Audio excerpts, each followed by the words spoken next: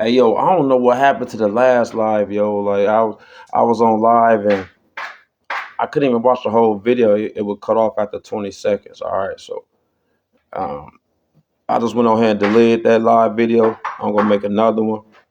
Okay, let me get straight to the point, like an inbound pass. You feel me? Let me get straight to the point. So what I was saying in that last video was basically that love is about appreciation, not possession. All right. This is my motto. This is what I live by. Love is about appreciation, not possession, right? When you become in a relationship with someone and you start to feel like you own them, you start to feel like they're your property, right? Your whole demeanor changes. The way you treat them and the way you talk to them, it changes. The way you create them insecurities within yourself, all them things changes once you put a a form of possession on your love. All right, that's what happens. This is why I try to tell people you want to appreciate the person you with and not feel like you possess them. And this is why when a lot of people become, especially married, or they get in a relationship, and especially when you relationship with someone for a long time, most people love become possessive. Let's just be 100. You start trying to control what the other person can wear. You control who they can talk to and who they can't talk to. You don't see these signs at the beginning of the dating stages. People don't control each other when they first meet and when they on the phone or when they going out on dates and stuff. Like, no, those things don't happen when you first meet someone, right? You really appreciate someone when you first meet them, right? Because you even giving them the opportunity to even talk to you. You give them the opportunity to take you on a date. Because a lot of men and women, like, we go on dates with specific people, with particular people. You ain't about to go on a date with anyone. So the fact that you was intrigued by someone or interested in someone where a date was initiated, that means you appreciated or you found value in that individual. What happens is when y'all put a title on y'all's connection, and what I mean by put a title on your connection, you know, that the time y'all met, because when you first meet someone, you don't instantly say this is my boyfriend and my girlfriend. You don't do that when you first meet someone, right? Like that happens over time. However, if the connection is strong and that energy is like magnetic, so y'all have a lot of likes, y'all have a lot of like similar concepts, or the way y'all think, the way y'all, basically the person resonate with you, right? When you really into somebody, there's resonance. They resonate with you. So when somebody resonate with you, they're in alignment with whatever you got going on. So y'all share the same hobbies. Y'all share the same conversations, right? There's a lot of things that y'all share, and with that, when y'all share that, y'all create a vibe, right? Y'all create a vibe, and what happens is once that vibe is created, you want to lock that person down. So what you say, hey, you my boyfriend, you my girlfriend. To take it a step further, what you say, you my husband, you my wife. Now, what happens is, in most cases than none, when you've been with a person for a long time, most people become possessive. Let's just be 100. You become possessive. You feel like you own that person. You know what I'm saying? So you try to control their life. So my point is this: when you really adore someone and you really like love them, you want to appreciate the moments that y'all are together. You want to appreciate them times, right? A relationship is not based on how much you love your partner. A relationship is based on how much you love yourself. Let me repeat that for the people in the back.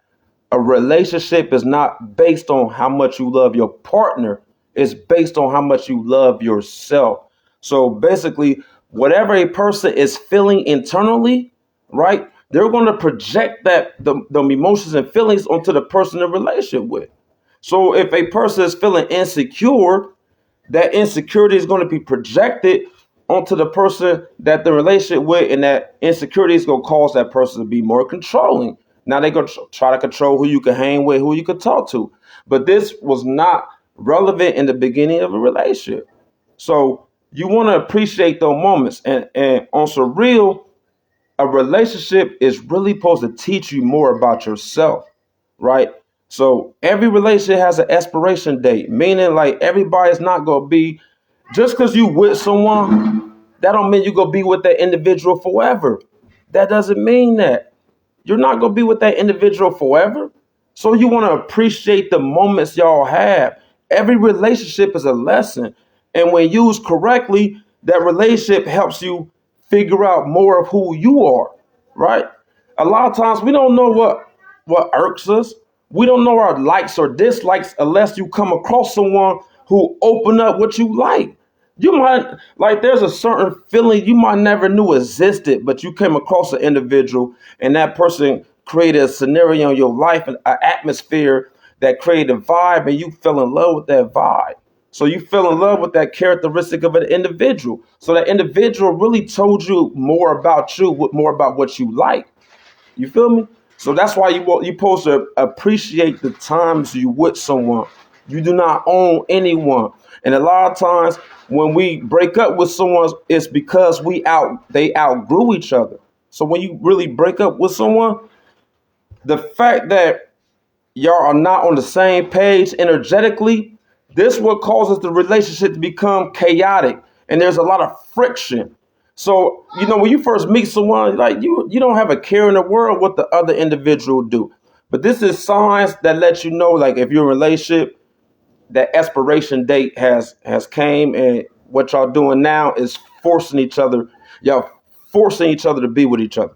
It's forced now. And anything that's forced, you'll never get the best situation. You never get the best outcome from something that's forced. Everything should be free. Everything should be natural, organic. When someone do something for you, it should be natural. When you force someone, you'll never get the best version of that person because it's forced. Naturally, they don't want to do it.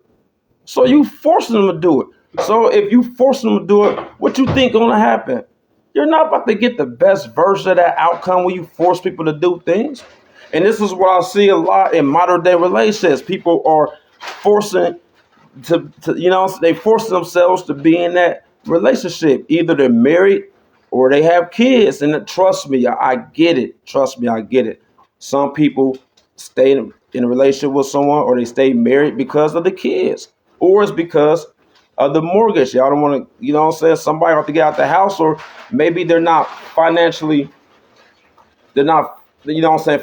up to the point where they could go out on their own. I don't know why a lot of people stay in relationships.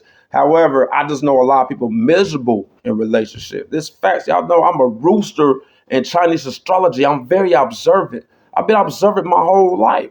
This is how I know ways to get the best version of a woman. In my book coming out real soon, man, on that. Ways for a man to get the best version of a woman, because I'm very observant. All I do is observe, because we learn a lot through others. All right. So once again, you want to appreciate the moments you with that person. And when that love becomes possessive, there's friction. A man might leave his shoes on the floor. He might not clean up after himself. This is how you know the relationship expired. With a man, let's say a man don't clean up after himself because he tired or something, and your woman start bitching at you like, damn, like get your clothes up, like clean up after yourself. That's how you know that relationship expired. Because if that woman was really into you and she was in love with you, she'd clean up after you freely, naturally, organically.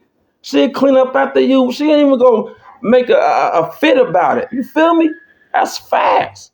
That's how you know, fellas. That's how you really know a woman into you, when a lot of things she do, she don't ever complain to you about the things you do. No, she just make it better in silence. She don't complain to you. But I guarantee once she don't want to be in a relationship with you, oh yeah, she gonna start complaining. Nigga, why you left the toilet seat up? Like, you complain to me about that? Like, you know what I'm saying? Nigga might leave, he might leave the cabinet. He might leave the cabinet doors open in the kitchen. She come down, she vigilant, like, nigga, why you motherfucker left the cabinet doors open? Like, she's just nitpicking, but she's really nitpicking because she don't want to be in that relationship no more. That's a fact. And I'm trying to tell y'all, a lot of people stay in forced relationships. All right. So I'm telling y'all this now. Nobody wants to be forced. And when you're in a relationship that's possessive, right? Now you think you own someone? You don't own anyone. Yes, I'm married. I'm happily married. You know what I'm saying? My wife ain't going nowhere. I like, you feel me? I create love languages. However, if she, let's say she did decide to say, Juice, I don't want to be with you no more. She decided to go a separate way. Like, man, I'm cool with that. I don't own her. However, I learned so much about myself during the duration of our relationship. So I take that as a win. Anytime you anytime you learn aspects of yourself and you will unlock certain parts of yourself, right? Because a lot of things in our mind are dormant. So when you come across certain people, they activate certain levels of consciousness, and now you see life differently just from being around particular people. You're supposed to cherish that shit. That's facts. You're supposed to cherish that. Whenever you can learn from someone, you better cherish that. That's facts, man. Even if that relationship don't work out, the fact that you learn parts about yourself where now after the breakup, you a better version of yourself. And it's mad weird that a lot of people, listen. Only if what they say, if you throw a rock in a crowd of adults, a hit dog holler. Shit, and listen, I'm just talking in general. I ain't trying to throw no shots, but it's a lot of people. Y'all be happy that your ex ain't doing good. Y'all be happy that your ex might get another relationship and the person they with cheating on them or doing them wrong. Like, y'all be happy secretly.